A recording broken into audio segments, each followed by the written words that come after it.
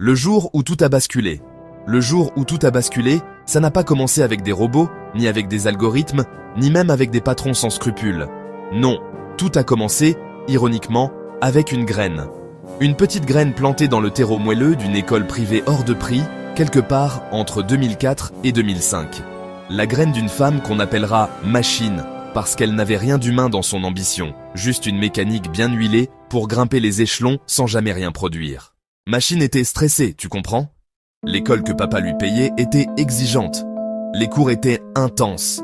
Surtout ceux de développement personnel en open space climatisé. Alors, pour se reconnecter à elle-même, Machine s'est mise au yoga pendant les heures de cours. Une élève modèle du vide. Et quand elle a compris qu'il suffisait de bien parler et de bien s'étirer pour paraître intelligente, le monde du travail venait de perdre sa dernière ligne de défense. Quelques années plus tard, diplôme en carton de Supinfo 3000 à la main. Une école qui vendait des rêves d'ingénierie à prix d'or et délivrait des titres professionnels plus légers qu'une feuille de salade. Machine a trouvé sa vocation, ne rien faire, mais le faire avec méthode. Elle a baptisé ça, la sérénité proactive en environnement agile. Rien que le nom, ça sentait déjà la catastrophe. Et pour valider sa grande transformation spirituelle, papa a payé 2 semaines dans un ashram, version luxe. Là-bas, entre 2 bols de quinoa et 3 postures de lotus, Machine a eu une révélation. Et si je transformais tout ça en méthode de travail? Et le pire, c'est qu'elle l'a fait. Elle est revenue, les yeux brillants, la tête vide, et a commencé à polliniser le monde professionnel avec ses valeurs holistiques d'entreprise. Rapidement, elle a contaminé d'autres cerveaux sous-occupés, des diplômés comme elle, sortis du même incubateur à néant. Des gens qui ne savaient rien faire, mais savaient parfaitement comment en parler.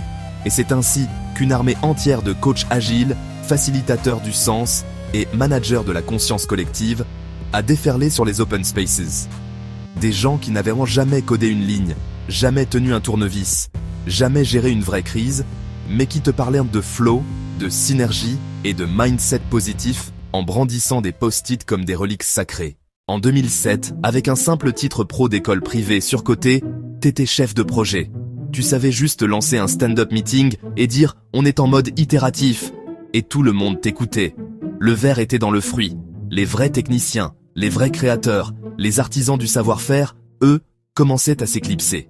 On leur expliquait qu'ils devaient travailler sur eux-mêmes, accepter le changement, cultiver la pleine conscience. Traduction, ferme-la et laisse les incompétents prendre les décisions. Et ainsi, de fil en aiguille, d'entreprise en entreprise, le virus s'est répandu.